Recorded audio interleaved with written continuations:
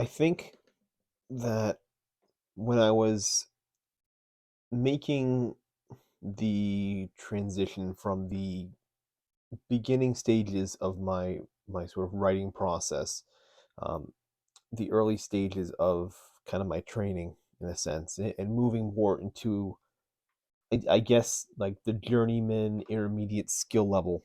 As I was kind of making that jump, the main thing that seemed to separate me, that I really think that defined my writing between being more of like this very amateurish sort of style of prose and this more practiced style, was being able to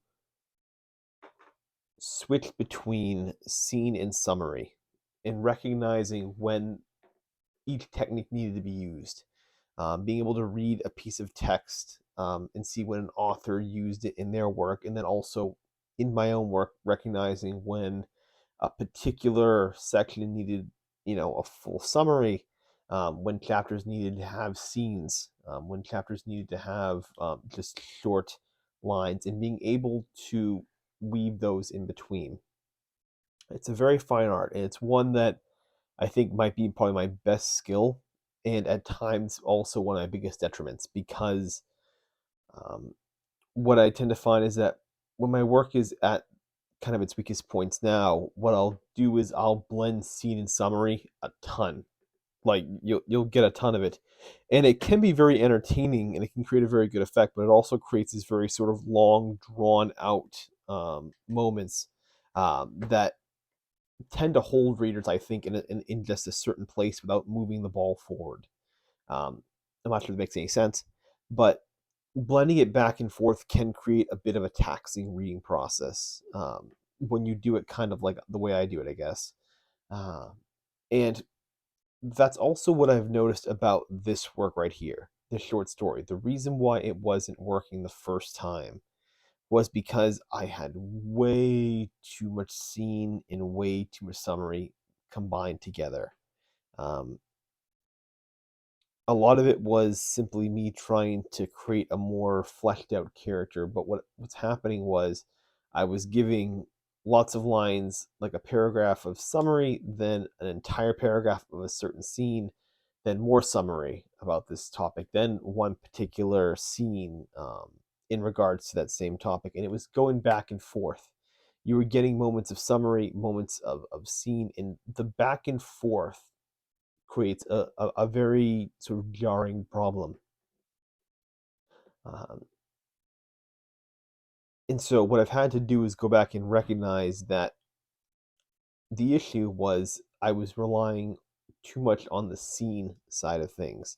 That my prose was a lot stronger when I had the sections of summary, especially the beginning of this tale, and I wasn't bogging it down with these little one-off scenes of basically backstory. That's basically what it was. It was just one-off scenes of backstory, where a couple, 2 or 3 sentences of summary were perfectly fine. I didn't need to add in a whole specific scene to get people into that moment in this character's life for this sort of unimportant element of backstory here, that I could just keep a couple lines of summary and that's it, and then move on.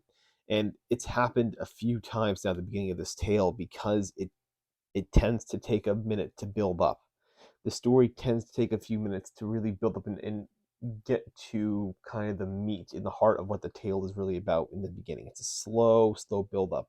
And I was bogging it down, I recognize now, with a lot of these small scenes here that needed to be cut.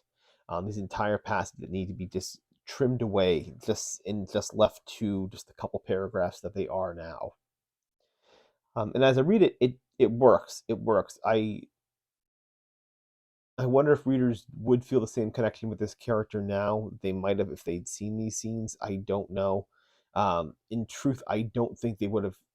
I don't think a scene in and of itself necessarily um, adds a whole lot to a character in terms of backstory. Um, I think you'll get more connection to them with any sort of scene. I think you're always going to get some connection to it. But ultimately, though, if you're talking about a backstory here, if we're talking about things that kind of lead up to the actual start of the tale, the reader will not find a connection much stronger with the scene or without one because they're sort of reading to get to the point anyways. And so for me today, a lot of this and a lot of this section was simply about getting this trimmed down, just cutting it back, relying upon almost exclusively this point summary. Just I'm looking at it right now. I have basically one, two, three, four. At this point, I have 2 pages or about 9 paragraphs of straight summary. Um, this is in complete contrast to the. I'm reading it right now.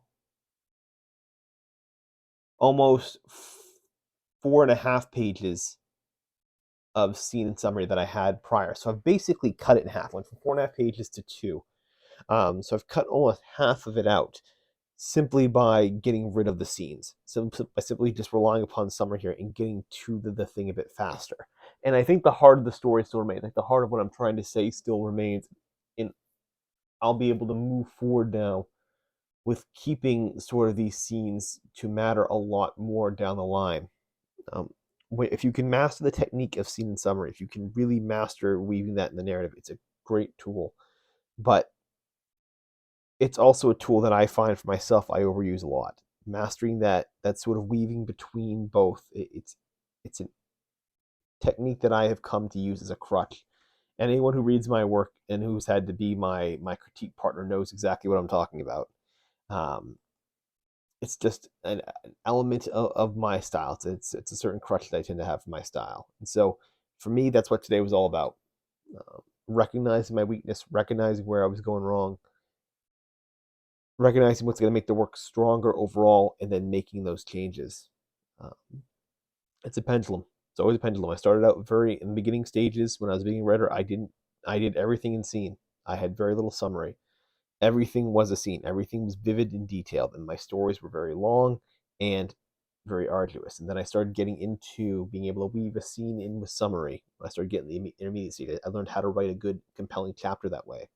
And once I found that sort of what felt like a formula, I've always wanted to try and repeat that. I always go back to that well as a technique, and that kind of blending back and forth, inside of a narrative of showing and telling, basically, for lack of a better term, that has become such a strong crutch that now I need to go back to where perhaps I would always avoid. I need to go back to more of the telling, more of the summary, more of the exposition a little bit, um,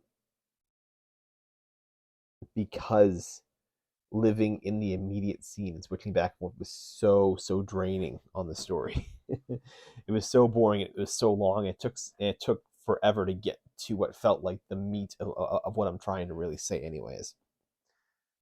Um, and so that was my day. That was my session. I will be back tomorrow. Hoping I will do better, and hopefully we'll continue to keep improving here. About a little over 2 pages of basically stuff done now, and on a short story, that's awesome. I mean, cutting a word count in half, especially at the beginning of your story, is excellent.